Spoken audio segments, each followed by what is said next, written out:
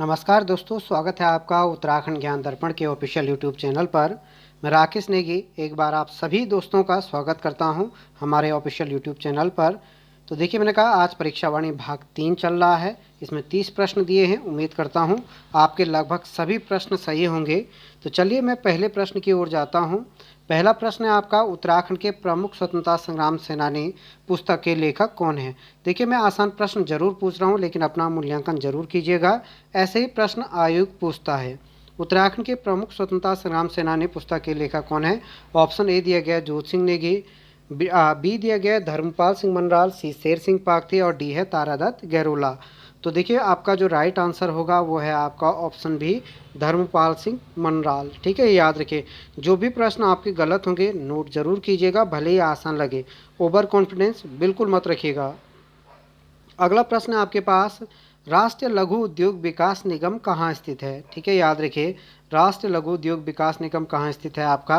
तो इसका right option आपके स्क्रीन पर दिए गए हैं। तो राइट आंसर है आपका उधम सिंह नगर। ठीक है, अगले क्वेश्चन की ओर हम लोग जाते हैं। अगला आपके पास, राज्य में मुख्य केंद्रीय भ्रंश रेखा स्थित है। जो मुख्य केंद्रीय भ्रंश रेखा है, अगर आप भारत का भूगोल या विश्व भूगोल देखोगे तो हिमालय का विभाजन के बीच में कुछ भ्रंश रेखाएं जाती है। तो ये पूछा गया कि उत्तराखंड राज्य में, तो ये मुख्य केंद्रीय भ्रंश रेखा जो आपका वो भारत में भी होगा, जो आपका वृद्ध हिमालय एवं मध्य हिमालय के बीच में है। Option C. वृद्ध हिमालय का मतलब आपका ग्रेट हिमालय है।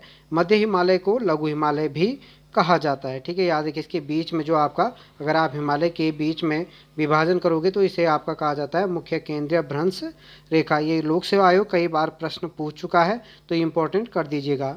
अगला प्रश्न है आपके पास, राज्य में यमुना की लंबाई कितनी है। मैंने न जाने कितनी बार आपको, धीरे धीरे आपके सभी नदियों की लंबाई याद हो जाएगी। वीडियो सेकंड में मैंने आपको भागीरथी और अलकनंदा की लंबाई के बारे में बताया था। आज पूछा गया यमुना की जो लंबाई है हमारे उत्तराखंड राज्य में वो कितनी है। ठीक है, याद रखिए। तो यमुना उत्तराखंड राज्य में आपका राइट आंसर होगा ऑप्शन ए 136 किलोमीटर। अगला आपके पास, कुमाऊं में अल्मोड़ा कांग्रेस की स्थापना कब हुई थी। ठीक है, याद रखिए। अगर हम भारतीय राष्ट्रीय कांग्रेस की बात करें, ठीक है, याद रखिए, इंडियन नेशनल कांग्रेस की स्थापना कब हुई थी आपकी 28 दिसंबर सन 1885 में। लेकिन यहाँ पे अल्मोड़ा कांग्रेस की स्थापना के बारे में बात कही गई है। तो अल्मोड़ा कांग्रेस की स्थापना जो हुई थी आपकी, ऑप्शन आपने पढ़ लिए होंगे, 1912 में। ठीक है, याद रखिए। ये ध्यान देना, एक आपका अल्मोड़ा कांग्रेस या इसे कुमाऊं कांग्रेस भी कहेंगे तो कोई दिक्कत नहीं है। इन छोटे छोटे प्रश्नों में गलत नहीं होना चाहिए। कुमाऊं परिषद की स्थापना आपका 1916 में हुई थी। ठीक है, याद रखना। किसी ने पहले वीडियो में ये उत्तर नहीं दिया, कमेंट नहीं किया कि कुमाऊं परिषद की स्थापना कहाँ हुई थी, तो ज़रूर कमेंट कीजिएगा। अगला क्वेश्चन है आपके पास, आदि गुरु शंकराचार्य की समाधि कहाँ स्थित है। ठीक है, याद रखिए, आदि गुरु शंकराचार्य की समाधि कहाँ स्थित है। तो जल्दी से बताएगा, बद्रीनाथ में है, केदारनाथ में है, यमुनोत्री में है या केदारनाथ में। तो इससे मैं एक दो फैक्ट जरूर आपको बताना चाहूँगा। तो आदि गुरु शंकराचार्य ने जो अपना देह त्यागा था, ये याद रखना, वो 820 ईस्वी में केदारनाथ में त्यागा था। तो जो उनकी समाधि है वो कहाँ पे आपका केदारनाथ में है। ठीक है, याद रखिएगा। लेकिन ये याद रखना, आदि गुरु शंकराचार्य का जो मठ है वो बद्रीनाथ में है। दोनों प्रश्न आपके अलग अलग बनते हैं। जो इनका मठ है मेरे दोस्तों, वो बद्रीनाथ जोशी मठ में है, जहाँ पे आदि गुरु शंकराचार्य का क्या है, मठ है।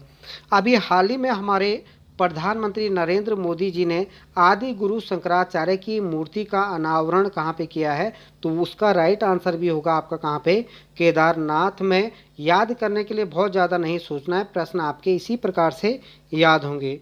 अगला होगा आपके पास, किसे कुमाऊं का मोहम्मद बिन तुगलक। अगर हम लोग उत्तराखंड अधीनस्थ सेवा चयन आयोग की बात करें तो पहली बार जो इतिहास का प्रश्न पूछा गया वो यही पूछा गया था कि किसे कुमाऊं का मोहम्मद बिन तुगलक कहा जाता है। किसे कुमाऊं का मोहम्मद बिन तुगलक कहा जाता है।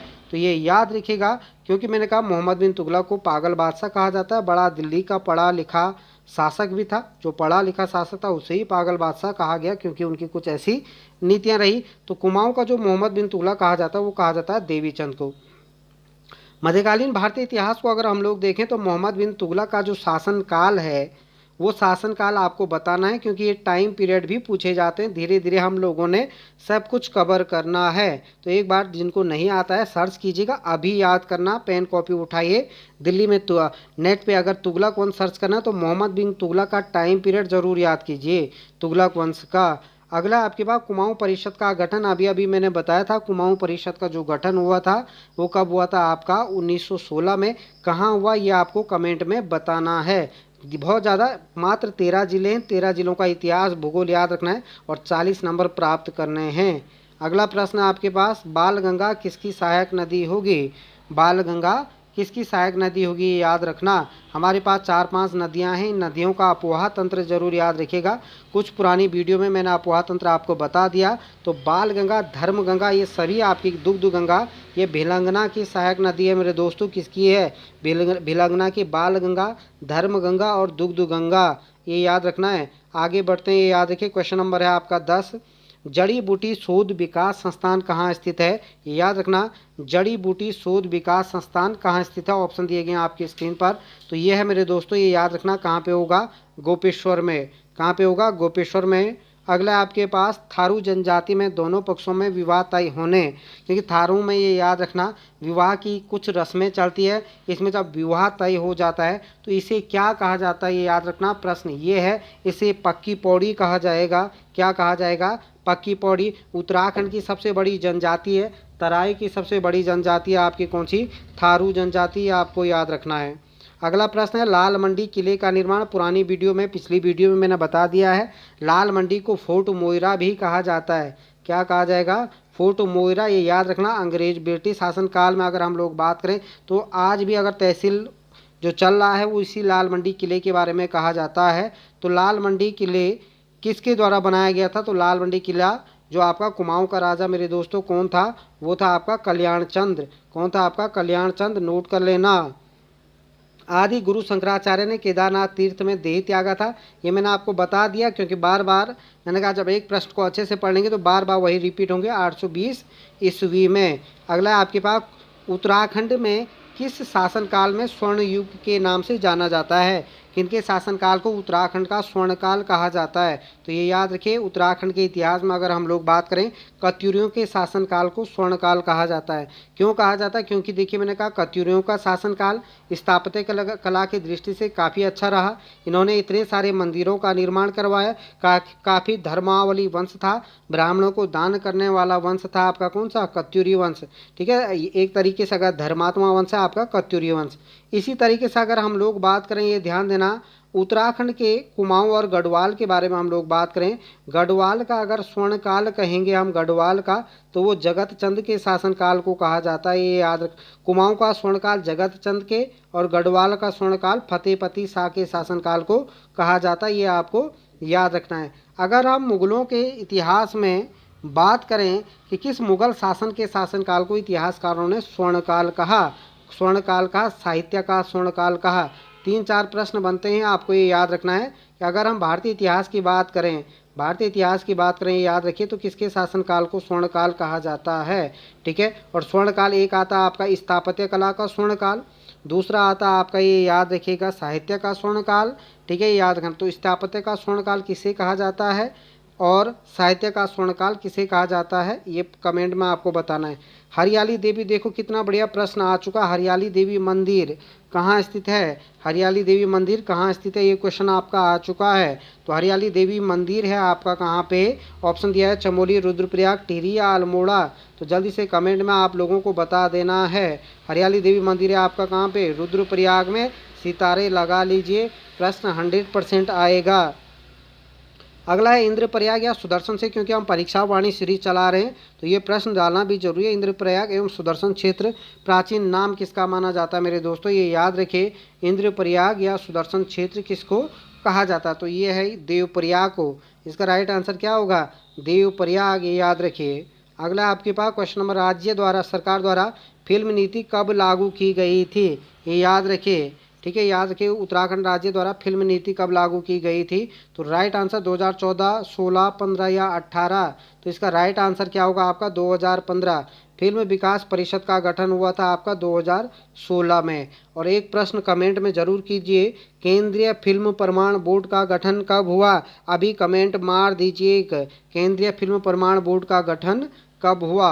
अगला आपके पास, बौराणी मेला राज्य में कहाँ लगता है? देखो मैंने कहा कितना बढ़िया क्वेश्चन है, आनंदित प्रश्न है। बौराणी मेला राज्य में कहाँ लगता है? कुछ टाइम बाद लाइव आकर के आपके सामने रूबरू होंगे, ठीक है, ये याद रखिए। तो बौराणी मेला आपका कहाँ लगता है? पिथौरागढ़ में। अगला आपके पास क्वेश्चन नंबर है आपके, गोखले आभूषण पहना जाता है। गोखले आभूषण कहाँ पहना जाता है, जल्दी से बताइएगा। तो गोखले आभूषण कान में, हाथ में, गला या पैर? तो क्या है आपका? सोचिए सोचिए, क्या है आपका राइट आंसर? हाथ, जिनका सही है 100%। ये याद रखिए, तैयारी बेटर है। अगले आपके पास क्वेश्चन नंबर, राज्य में होटल, साहसिक पर्यटन व रोपवे को उद्योग का दर्जा कब दिया गया? ठीक है, कब दिया गया था आपका? ऑप्शन आपकी स्क्रीन पर दिए गए हैं। तो इसका राइट आंसर होगा 2008 में। अगला आपके पास, यमुना के बागी बेटे, काफ़ी महत्वपूर्ण प्रश्न है। यमुना के बागी बेटे जो पुस्तक है उसकी रचना किसने की थी? क्वेश्चन नंबर 21 है मेरे दोस्तों, ये याद रखना। तो राइट आंसर होगा आपका option option option B, Vidyasagar Nautiyal. ये याद रखें, जिनके गलत हुए नोट कर लेना। ओवर कॉन्फिडेंस मत रखना, क्योंकि आपको नौकरी लगनी है, परीक्षा पास करनी है। अगला आपके पास, ये याद रखना, उत्तराखंड विज्ञान एवं प्रौद्योगिकी परिषद की स्थापना कब हुई? उत्तराखंड विज्ञान एवं प्रौद्योगिकी परिषद की स्थापना कब हुई?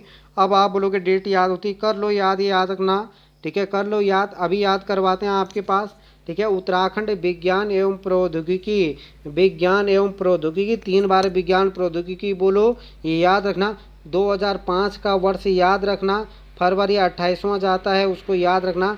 और 21 फरवरी याद रखे, ऐसे करके सितारे लगाते हुए याद कीजिएगा, ठीक है। लाइव आएंगे, रूबरू होंगे, याद हम करवाते हैं। उत्तराखंड में रामायण वाटिका कहाँ स्थित है? उत्तराखंड में रामायण वाटिका कहाँ स्थित है, ये याद रखे। ऑप्शन दिए गए हैं हल्द्वानी, ऑप्शन दिया गया है हरिद्वार, ऑप्शन दिया गया है, ये याद रखिए, देहरादून या पंतनगर। तो राइट आंसर क्या होगा आपका? Option C, Haldwani. Right answer क्या होगा? हल्द्वानी। अगला है, राज्य लोक सेवा आयोग अपने कार्यों की वार्षिक रिपोर्ट किसे देता है? राज्य लोक सेवा आयोग ठीक इसी प्रकार से संघ लोक सेवा आयोग भी अपनी रिपोर्ट देता है, लेकिन हम यहाँ पे राज्य लोक सेवा आयोग के बारे में बात कर रहे हैं। तो राज्य लोक सेवा आयोग जो अपनी वार्षिक रिपोर्ट देता है, राज्य के राज्यपाल को देता है मेरे दोस्तों। ये याद रखना है, अच्छे तरीके से याद रखना है, इसे समझना है। भारतीय संविधान के 21 अनुच्छेद में लोक सेवा आयोग यूपीएससी के गठन का प्रावधान है। कमेंट में कर देना, शर्माना नहीं है, कमेंट कर देना, अनुच्छेद बताना है। जिनको नहीं आएगा उन लोगों को भी फायदा मिलेगा। राज्य में पुलिस व्यवस्था कब लागू हुई? मैंने आपको लास्ट वीडियो में बताया था कि उत्तराखंड में पहली बार ट्रेल ने 9 पदों का सर्जन किया, लेकिन वास्तव में जो राजस्व पुलिस व्यवस्था की आधारशिला वो रेमजे महोदय ने रखी थी। ये क्वेश्चन इससे पहले आ चुका है ग्राम पंचायत विकास अधिकारी के पेपर में। तो आपको सितारे लगाने हैं 1872 पे। किस पे लगाना है? 1874 पे, सॉरी 1874 पे। अगला आपके पास, पर्वतीय विकास जन समिति का गठन कब किया गया था? पर्वतीय विकास जन समिति का गठन कब किया गया था? ठीक है, पर्वतीय विकास जन समिति का गठन कब किया गया? तो यहाँ पे सितारे लगाओगे ए पे 1950 में, नोट कर लेना। हम सहयोग करें तो लाइक ना भी करो, लेकिन अपने लिए बेल आइकन दबाओ, अपने लिए सब्सक्राइब करो, ताकि यह है कि जो भी वीडियो बार बार आपको मिल जाए, ठीक है। ये नहीं कि कोई फ़ायदा नहीं है कि बार बार ये लाइक करना, ना करो कोई बात नहीं, लेकिन ये ध्यान देना ताकि आपको इसकी जानकारी मिल जाए। ऐसा कुछ करो जो अपने फ़ायदे के लिए, ठीक है, ये ध्यान देना। हमारा प्रयास है, ये प्रयास कितना जारी रहता है वो आप लोगों पे बात होती है, आपको फ़ायदा मिले। 1 नंबर भी आपको याद होता तो फ़ायदा ज़रूर मिलेगा। नमक सत्याग्रह के दौरान अल्मोड़ा नगर पालिका भवन का नेतृत्व तिरंगा किसने फहराया था? ये महिलाएं थी, काफ़ी सक्रिय थी उस टाइम पर, ये याद रखना। बिश्नी देवी शाह ने। किसने फहराया था? बिश्नी देवी शाह ने। अगला है, कसनी खर्क बुग्याल। बुग्यालों को जरूर पढ़ना है उत्तराखंड राज्य की परीक्षा के लिए। तो कसनी खर्क बुग्याल कुछ किताबों में गलत भी दिया गया, आपको गलत याद नहीं करना है। कसनी खर्क बुग्याल आपके रुद्रप्रयाग में है, बिल्कुल सही है।